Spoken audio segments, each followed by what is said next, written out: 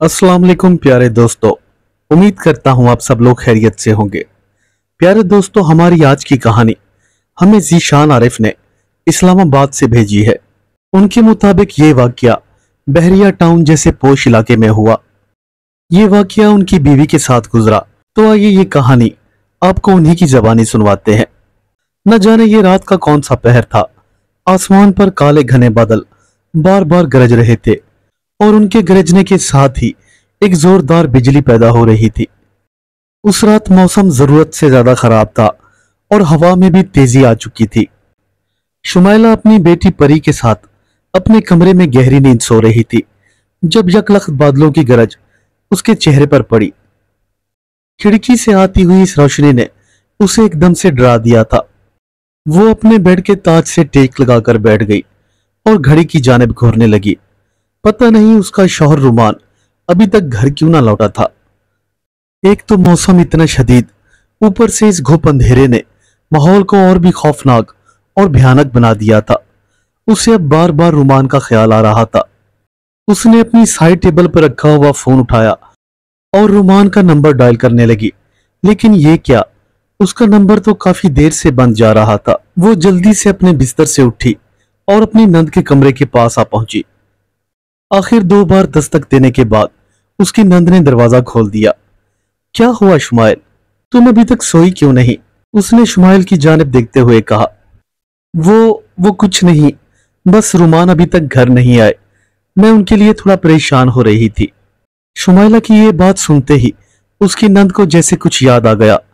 अरे हाँ यार, मैं तुम्हें बताना भूल गई थी कि शाम को ही भाई का फोन आ गया था। वो ऑफिस के काम के लिए किसी दूसरे शहर गए हुए हैं। हो सकता है कि आज रात वो वापस ना आए। बस इतना कहकर शुमाइला की नंद ने अपने कमरे का दरवाजा बंद कर दिया और फौरन ही चुटखरी लगा दी। खैर, अब काफी हद तक शुमाइला को तसल्ली हो चुकी थी, लेकिन अगले ही लम्हे उसे अपनी बेटी परी का ख्याल आया। वो रुमान की टेंशन में अपनी बेटी को तो अकेला ही कमरे में छोड़ आई थी। वो फौरन ही सीढ़ियां चढ़ते हुए अपने कमरे की जानिब लपकी। जब शुमाइला अपने कमरे में दाखिल हुई तो ये देखकर हैरान हो गई कि परी वहां अपने बेड पर मौजूद ना थी, बल्कि वॉशरूम से पानी गिरने की आवाज आ रही थी। लेकिन शुमाइला ने उस जानिब तवज्जो ना दी। उसे तो बस परी की फिक्र पड़ी हुई थी। भला 10 माह की बच्ची वॉशरूम में कैसे जा सकती है, और अगर चली भी जाए तो पानी की टूटी? नहीं, ये परी नहीं। इतना सोचकर वो दोबारा सीढ़ियों की तरफ लपकी, लेकिन यहाँ नीचे की तरफ भी कोई ना था। अब शुमाइला काफी परेशान हो गई और अब वो आहिस्ता आहिस्ता वॉशरूम की जानिब बढ़ने लगी। जैसे ही शुमाइला ने वॉशरूम का दरवाजा खोला तो ये देखकर हैरान रह गई कि परी वहां पानी वाले टब में बैठी हुई किलकारियां मार रही थी। ये मंजर देखते ही जैसे शुमाइला के पैरों के नीचे जमीन निकल गई। भला एक 10 माह की बच्ची एक 3 फुट ऊंचे टब में कैसे चढ़ सकती है? खैर, उसने फौरन ही आगे बढ़कर परी को उठा लिया और उसे अपने कमरे में ले आई। परी के पैदा होने के बाद ही घर में अजीबोगरीब मामलात चल निकले थे, लेकिन घर वालों ने कभी भी इस तरफ कोई तवज्जो न दी थी और हर चीज को इत्तेफाक समझकर भुला दिया था। लेकिन आज जो वाकया हुआ था ये शुमाइला के लिए इंतहाई गैर मामूली था। अगले ही लम्हे शुमाइला के जहन में जो ख्याल आया, उसे सोचते ही उसके बदन में खौफ की एक लहर दौड़ गई, क्योंकि जिन साहब से उन्होंने ये मकान खरीदा था उन्होंने पहले ही रुमान और उसके घर वालों को सब कुछ बता दिया था कि ये मकान आसेबज़दा है। लेकिन रुमान और उसके वालिद ने इस बात को मजाक समझते हुए उनकी बात का कोई नोटिस ना लिया और उनकी कही गई तमाम बातें आहिस्ता आहिस्ता भूल गए। लेकिन आज जो कुछ शुमाइला के साथ हुआ था उसने शुमाइला को बुरी तरह से हिला कर रख दिया था। पिछले मकान मालिक की बातें याद करके शुमाइला के जिस्म में अब झुरझुरी सी पैदा होने लगी और वो अपनी बेटी को उठाकर सीधा अपनी सास के कमरे की जानिब दौड़ी। वो इतनी घबराहट के आलम में सीढ़ियां उतरी थी कि 2 बार गिरते गिरते बची थी। खैर, आखिरकार अपनी सास के कमरे के बाहर आकर उसने दरवाजे को पीटना शुरू कर दिया। ये दस्तक इतनी जोरदार थी कि कोई मुर्दा भी होता तो वो उठ बैठता। अगले ही लम्हे शुमाइला की सास का कमरा खुल गया और वो पुरतशवीश निगाहों से शुमाइला की जानिब देखने लगी। क्या हुआ बेटा, इतनी जोर से दस्तक क्यों दी? तुम्हारी तबीयत तो ठीक है ना? और ये परी को क्या हुआ, ये क्यों भीग गई है? उसने सवालिया नजरों से शुमाइला की जानिब देखते हुए कहा। उसका ये सवाल सुनकर शुमाइला जोर जोर से रोने लगी और पूरी कहानी अपनी सास को सुना दी। शुमाइला ने अभी अपना आखिरी फिक्रा मुकम्मल नहीं किया था कि उसके ससुर ने उसे कुछ बोलने से मना कर दिया। बेटा, मैं जानता हूँ और काफी दिन से नोट कर रहा हूँ, जब से हमने ये घर लिया है इसके मामलात कुछ दुरुस्त नहीं लग रहे, लेकिन गलती हमारी है क्योंकि पिछले मालिक मकान ने हमें सब कुछ तफसील से बता दिया था।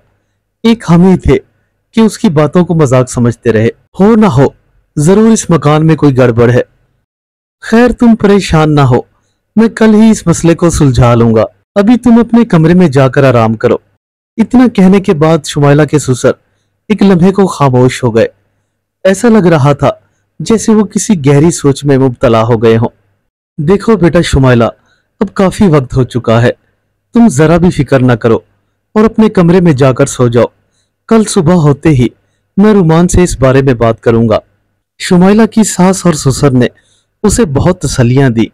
अब शुमाइला परी को उठाए अपने कमरे की तरफ चल पड़ी। वो तेज तेज कदम उठाते हुए हाल कमरे से सीढ़ियों की जानिब बढ़ रही थी, लेकिन अगले ही लम्हे उसने बाहर सहन में जो मंजर देखा वो उसका दिल दहला देने के लिए काफी था। घर के आंगन में एक औरत अपना ही सर अपने हाथों में उठाए इधर उधर घूम रही थी। ऐसा लग रहा था जैसे किसी ने अभी अभी उसका सर उतार दिया हो। उसके गले से गिरता हुआ खून बारिश के कतरों के साथ मिक्स हो रहा था और वो खून आलूदा पानी अब फर्श को लाल कर रहा था। इसी लम्हे एक जोरदार बिजली कड़की और पूरे आंगन में जैसे दिन का समा हो गया। उस औरत के पीछे ना जाने और कितने सरकटे वहां मौजूद थे, जो आहिस्ता आहिस्ता कदमों से चलते हुए शुमाइला की जानिब बढ़ रहे थे। ये मंजर देखते ही शुमाइला की जैसे जान निकल गई हो।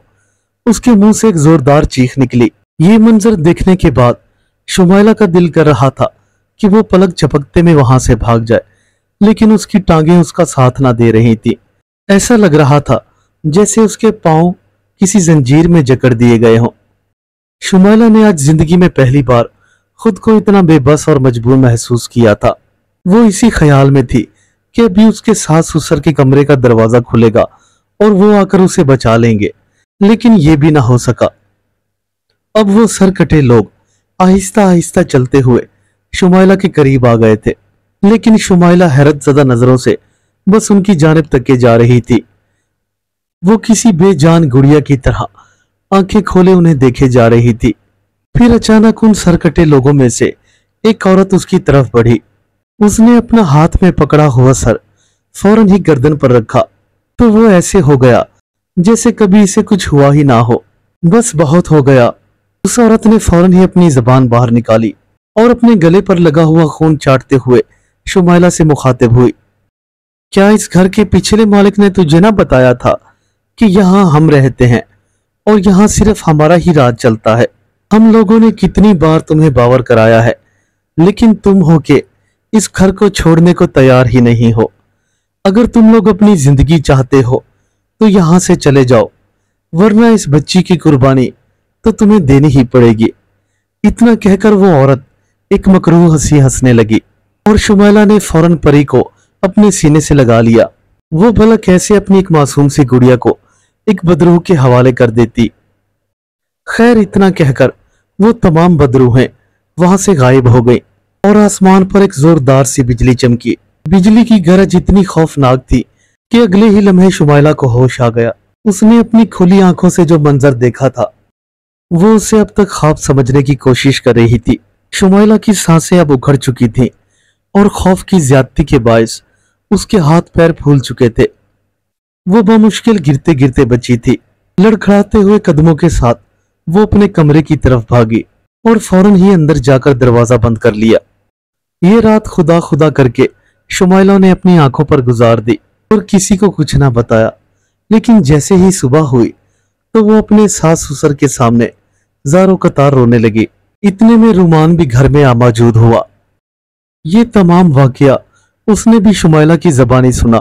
उसने फौरन ही अपना बैग सोफे पर फेंका और अपने बाप के साथ मौलवी रशीद के घर जा पहुंचा।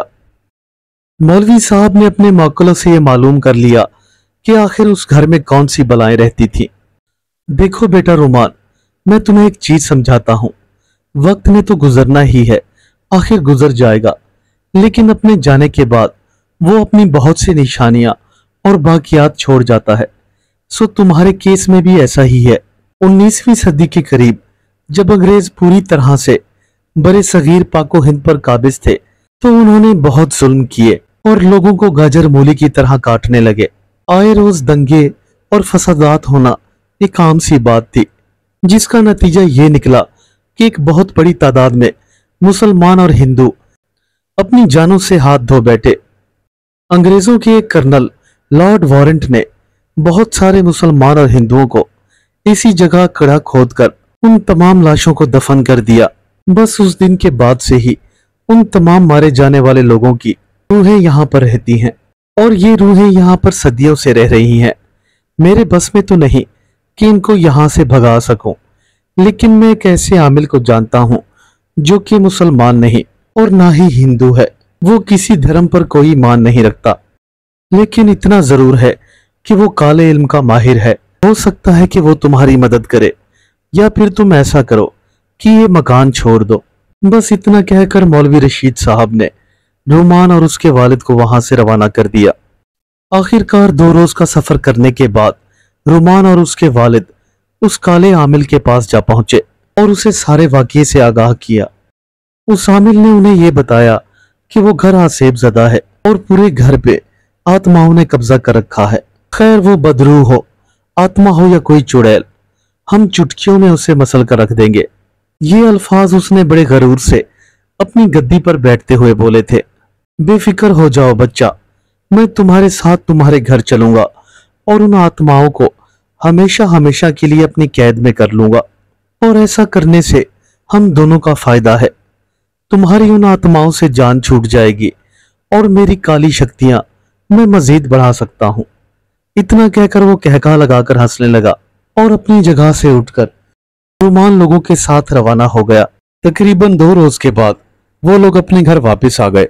उस आमिल ने घर के सहन में घर के तमाम अफराद को बिठाया और उनके गिर्द एक हिसार खींच दिया, और सब लोगों को यह भी सख्ती से नसीहत की कि कोई भी दायरे से बाहर ना निकलने पाए, वरना वो अपने नुकसान का खुद जिम्मेदार होगा।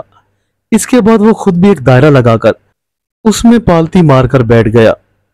जैसे जैसे वो पढ़ाई करता जा रहा था, तो घर में औरतों और बच्चों के चीखने की आवाजें जोर पकड़ती जा रही थी। लेकिन अगले लम्हे वो हुआ कि जिसकी उम्मीद किसी को भी ना थी।